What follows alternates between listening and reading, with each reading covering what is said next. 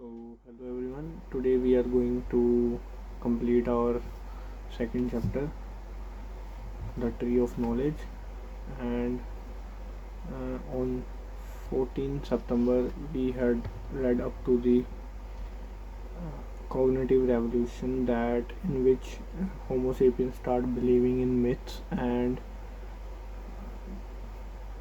continuing with that in this chapter. Uh,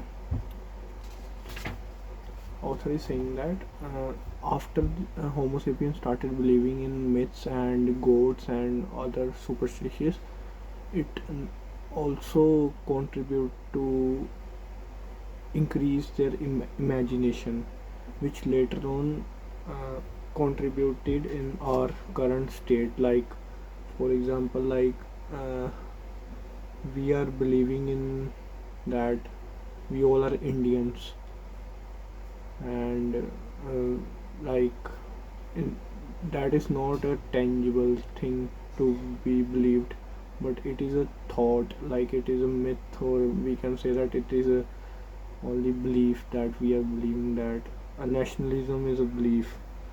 So these types of positive beliefs also started from that era. And so, but in in that era, the problem was arising that in a small cooperation, in while cooperating in a small group, Homo sapiens were not able to trust more than some number of their close close friends only they can trust upon. They can't trust strangers many, because there were many problems in that. Problems like uh, they are not able to decide who will be their leader, and who will who should hunt where, or who should mate with whom. These types of problems were arising in initial start initial era of starting trusting each other. And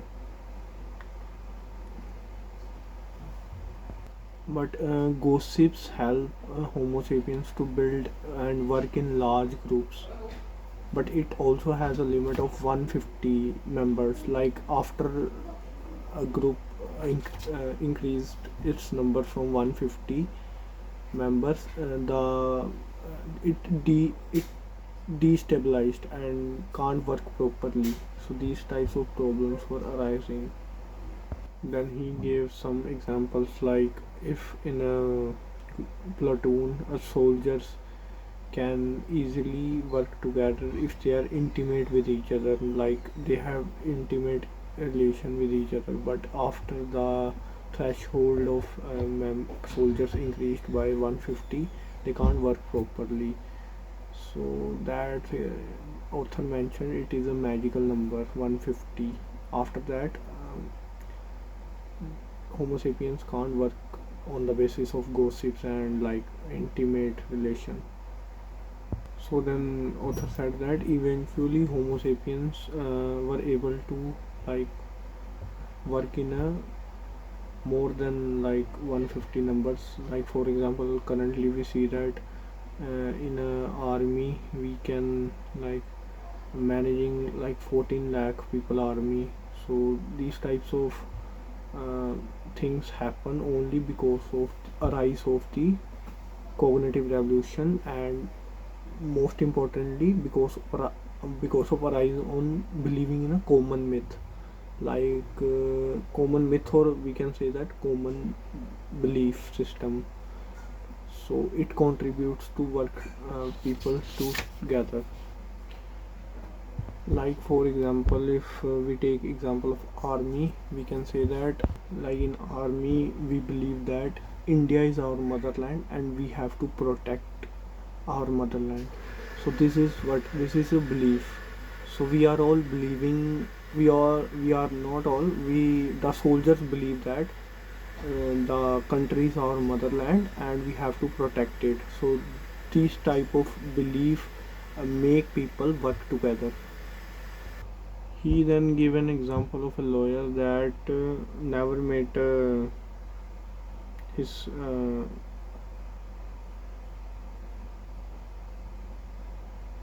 combine of he is giving example that two lawyers who have never met can nevertheless combine effort to defend a complete stranger because they both believe in existence of law, justice, human rights, and the money out in the fees.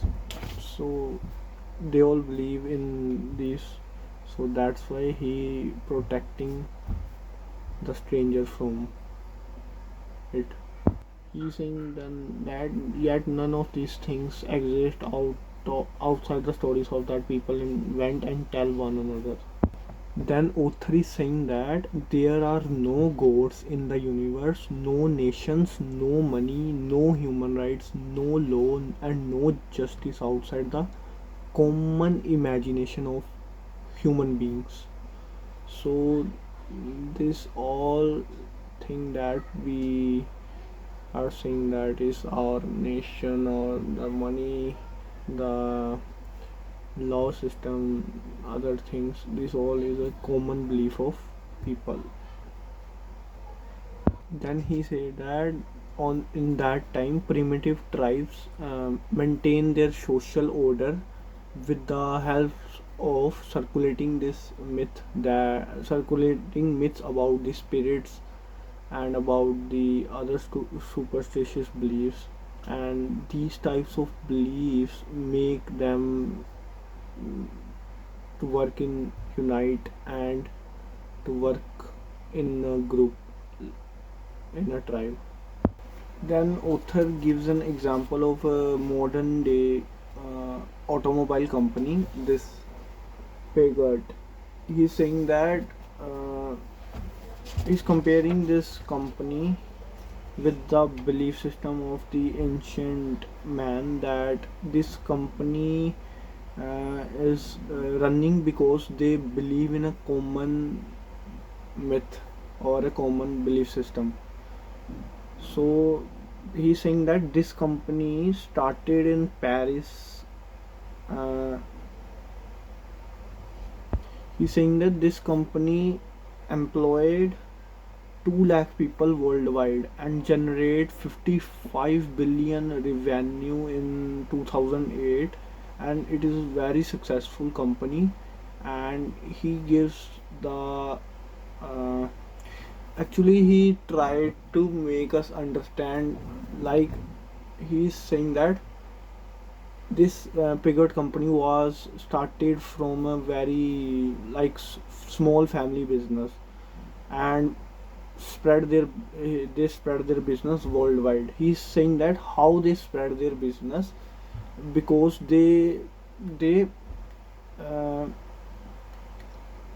because the organization uh, this organization make like cars and other automobiles, and giving examples like they employ 2 lakh people, and he's saying that how they are working together, what are their reasons why they are working together. So he's saying that uh, because they believe in a common thing, that is money. Then he telling about the company that uh, he giving the example that if companies all employee die, companies all buildings or all manufacturing hubs will crash, but after it company will remain because it is a legal entity in the eyes of law, and only law can vanish it.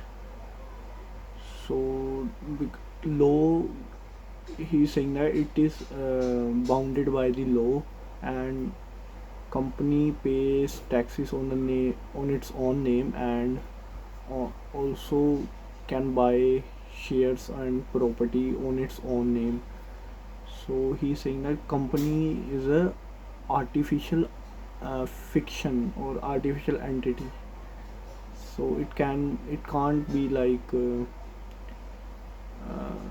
if we destroy its building, it can't be destroyed. Only law can destroy it. So law, what is law? Law is a belief. So it is a collective belief of people. That's why the company form.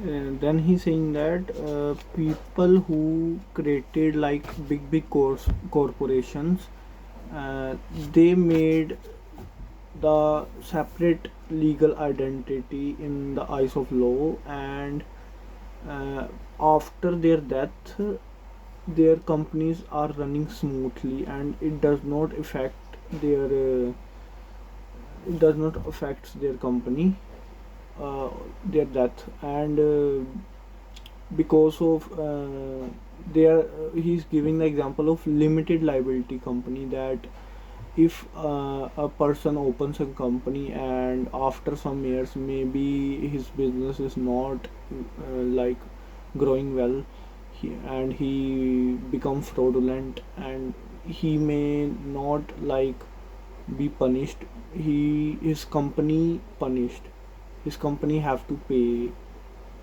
the debt, because law believes that a company is a separate legal identity, legal person.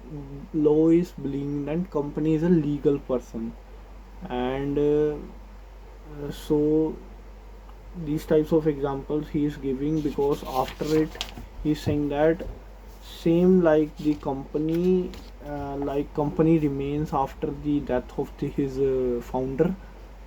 He's saying that priests and pundits, like we say, they made the god, and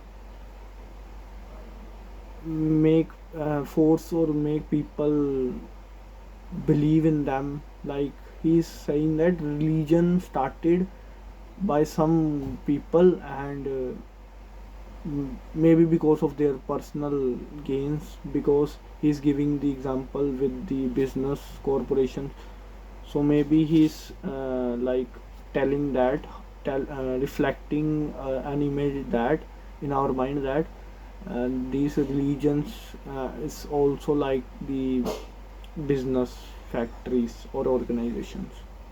He is telling us that god is nothing but a imagination or collective imagination of people, and it is just a belief that god is not real, it is just an imagination of a homo sapien. And he's giving also example that for example, if we see in our current world, like we believe in that hindus believe in shiva, like we had an image of shiva in our mind because we do murti puja. But in christians they believe in jesus, they had a statue of jesus. And in muslims they believe in allah. So they all had their imaginations. Like they all just having their god in their mind only. Okay, so everything starts from here, this revolution, cognitive revolution. Then he is telling that telling effective stories is not easy. The difficulty lies not in telling the story but in convincing everyone else to believe it. Much of history revolves around this question: how does one convince millions of people to believe particular stories about gods or nations or limited liability companies? Yet, when it succeeds, it gives sapiens immense power because it enables millions of strangers to cooperate and work towards a common goal. Just try to imagine how difficult it would be to create states, churches, legal system if we could speak only about things that really exist, such as river, trees, and lines. So he's saying that it is important also to believe in God and other uh, myths like limited liability companies, like in a legal system. So it is important because it unites people to work towards a common goal. So it is important. So he is giving us this example that believing in these things is gives us power to conquer this world. So here author gives us a funny example that due to this belief system, lies lies also starting circulating. Like for example, I believe that something that is not real. Like for example, uh, I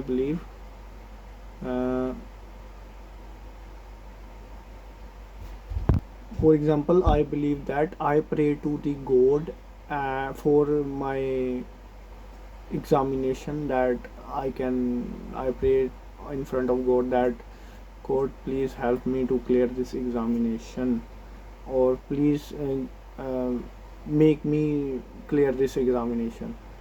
So the lie here is that the god will not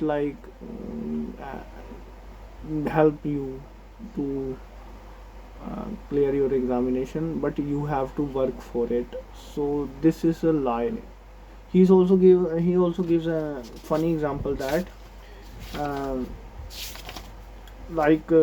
monkey so if group of monkey find bananas, and one of them is very smart, and he tries to uh, make everyone afraid. Like for example, all like bananas in in a stucked stem. So they all go bananas for each other, but one of the monkey uh, uh, decided to speak a lie. He said that careful, there is a lion, but there is not a lion, because he speak lie because he want to eat that banana. When he said that, every monkey leaves the banana and run here and there, and he enjoys the banana. So these are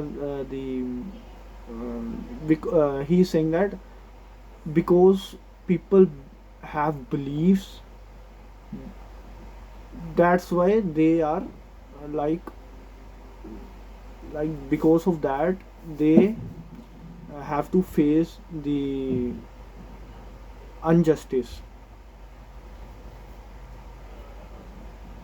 So here the author said an amazing thing, that Homo sapiens are living in duality. Duality means two realities. They are living in realities like this is a refill of a pen, so this is real. But they are also living in another reality, that there is a god, there is a corporation, there is a justice system, and there is a nation named America, there is a nation named Canada. So these types of, they are living in two realities. One is objective reality and one is imagination reality, collective imagination reality. That what peoples believe in, most people what they believe in, like group of crore people believe in a same imagined reality, it becomes reality, and it exert power. Then author is saying that these beliefs not always remains firm. They always change according to the benefits and according to the situations of people. What is like for example, simple example, that what is beneficial for the people, they believe in that. So this he's saying, he's also giving the example that in 1789 the French population switched switched almost overnight from believing in the myth of the divine right of king to believing in the myth of the sovereignty of the people. So these types of examples he is giving us to that these beliefs uh, not always remain firm, they always changing. Okay, changing due to situations and due to the benefits of people.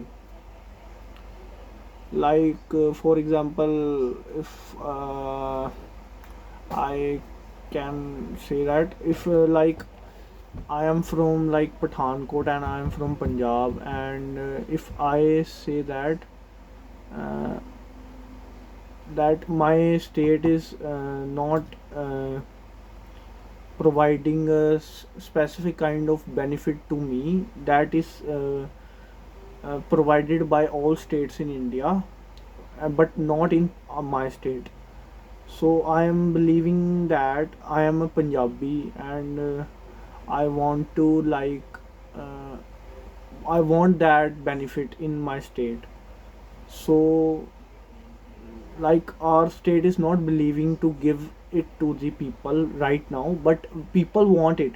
So people will enforce their demand on the, maybe on next election they will, or maybe they protest to get that benefit.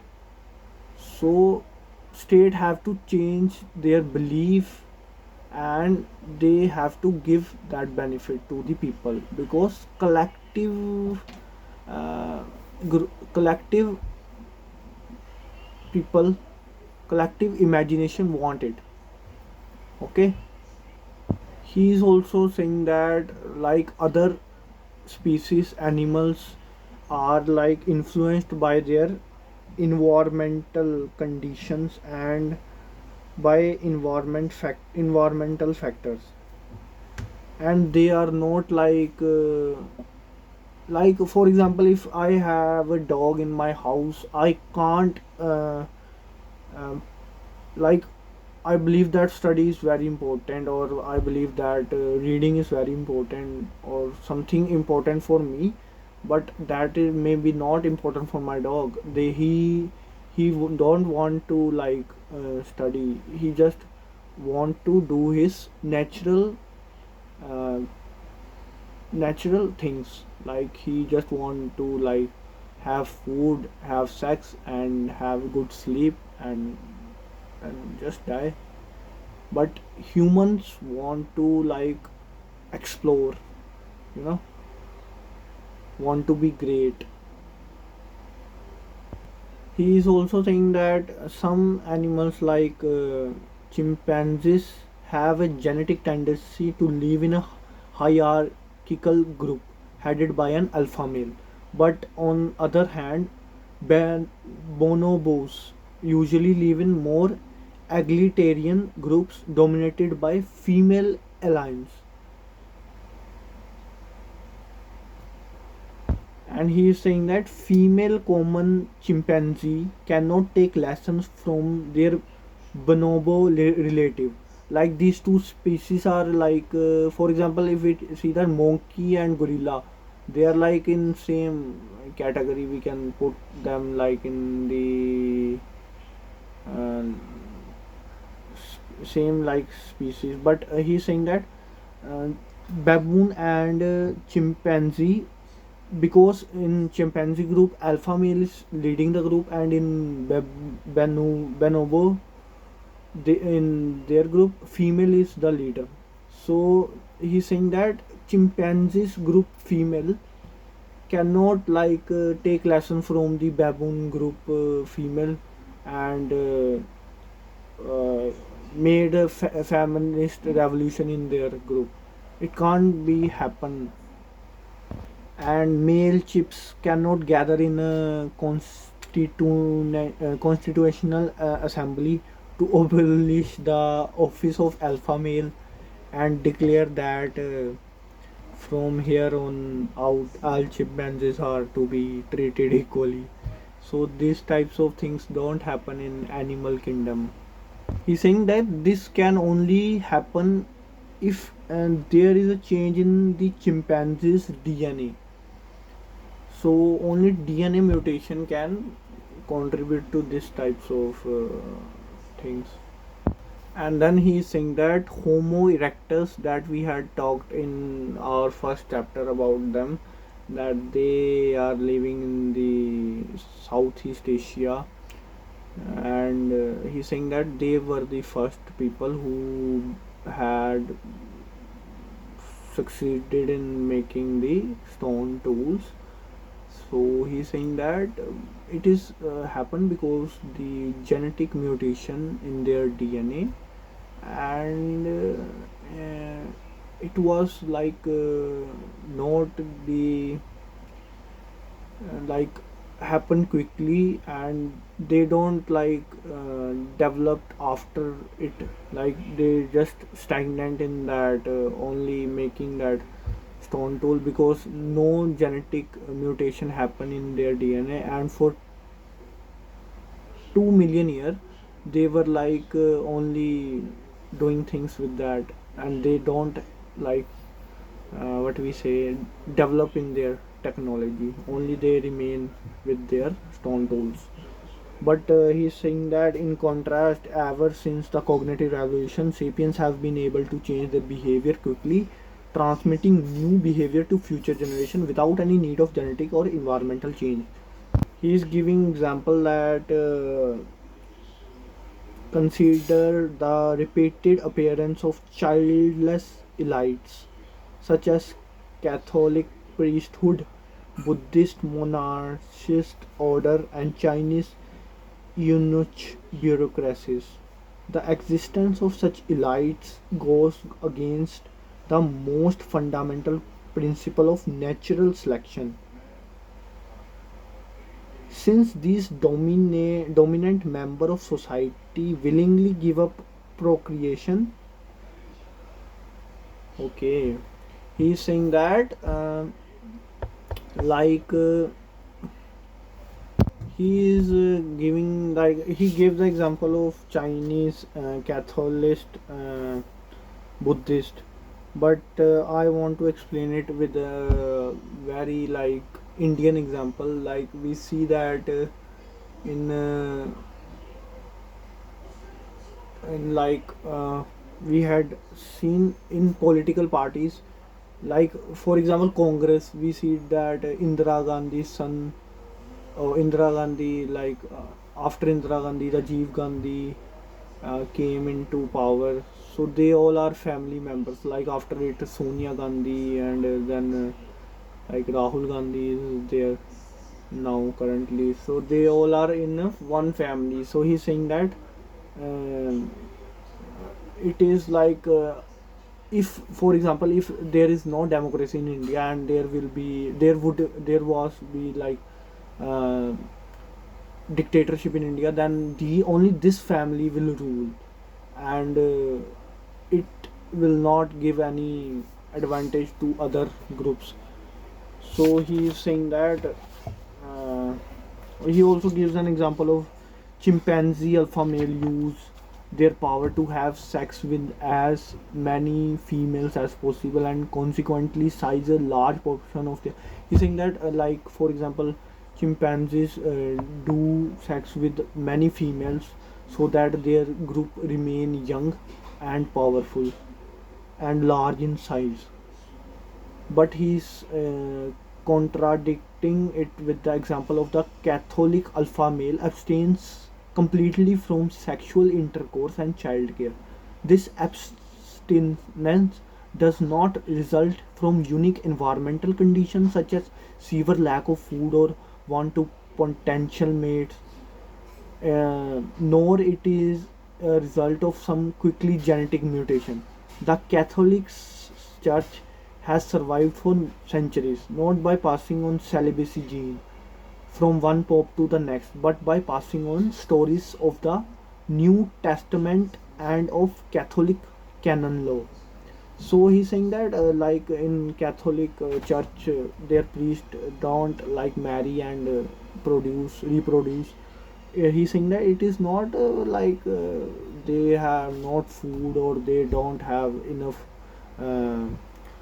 have enough financial conditions uh, to like to like produce babies, but they are doing it willingly because they believe in a common law of church that is celibacy, to remain virgin. Then he is telling that Homo sapiens of that time eradicate the Neanderthals and other, maybe that theory say the replacement theory that we had read in first chapter, the last part of that.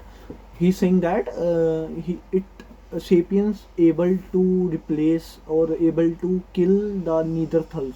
They made them extinct because they were not sharing information about their objects, and their because their cognitive revolution become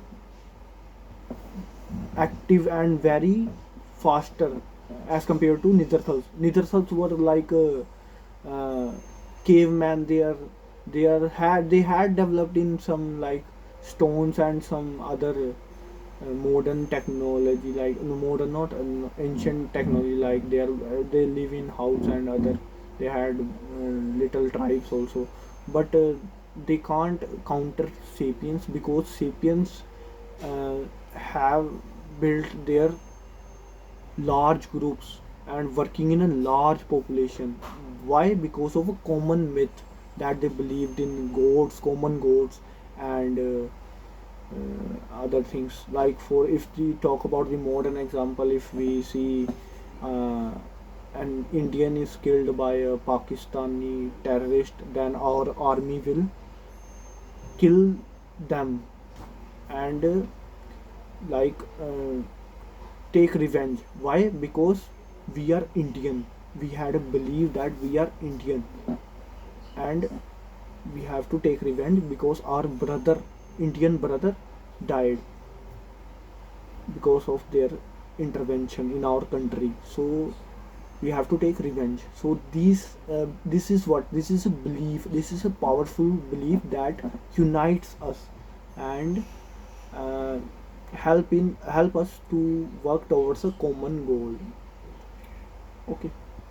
So then he author is telling about the trading system of the sapiens of that time, and he's saying that they were used to trade with each other, like the sapiens living in the Europe and the sapiens living in the other islands near them. They were used to trade with each other, and he's saying that trade is only possible when two parties have trust in between themselves, and it is not possible without trust. And trust, what is trust? Trust is a belief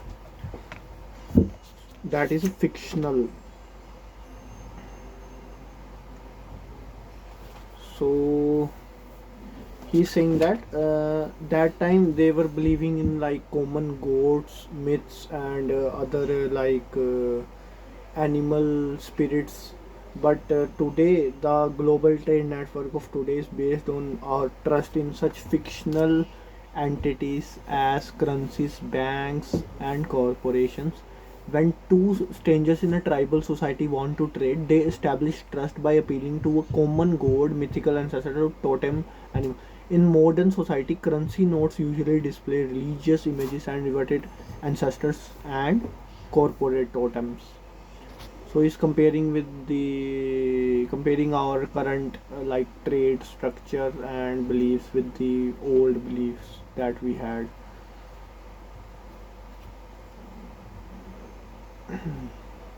He's also giving the reason for Neanderthals extinctions, that they were usually hunted alone in a small group, but sapiens were used to hunt in a large and planned manner, and they used to chase the prey, and they used to uh, put it in a gorge, like a cutted, cutted mountain uh, space. In that they used to mm, put the large animal in the uh, in that gorge, and by chasing it, and after killing they usually get the tons of meat. Because of collective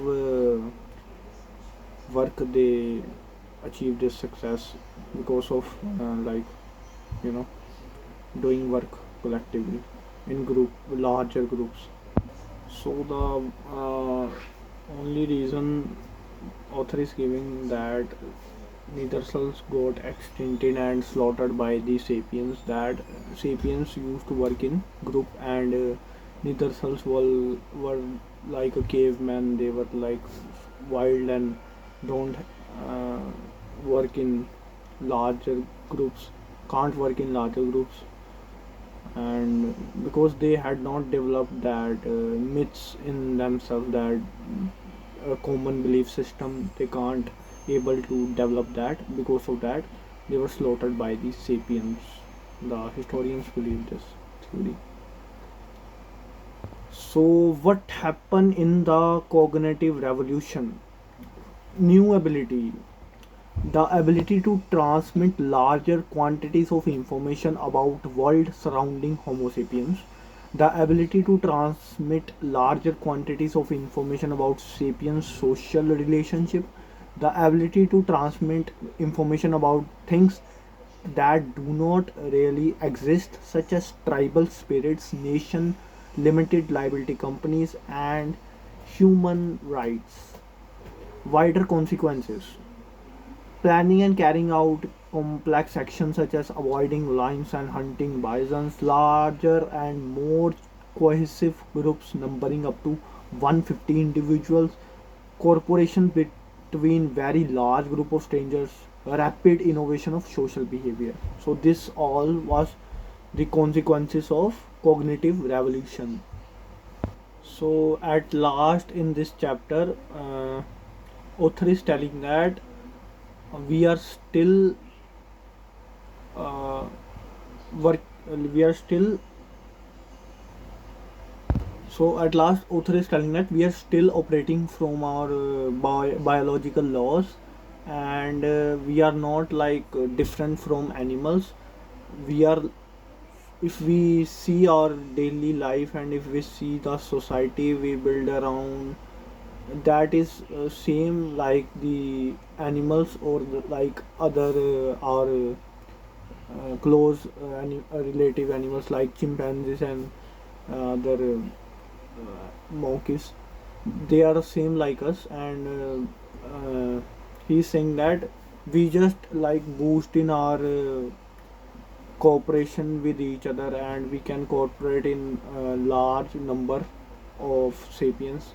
And we had just um, build a common belief system on which we all are believing. And he's saying that if we see our realities, we all are animals. Because if we see that w-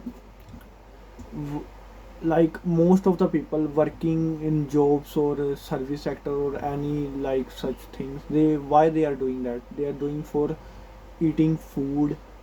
But on the other hand, an animal in jungle can just gather some or find hunt for food. So we are also like, if we see in a large scale, human beings after the rise of our species, we just made extinct many other species. And we are not like peaceful beings. We are just it is a fact that in every minute many species killed, like by the time I'm speaking, many like hundred of species just extinct. And this is because of humans.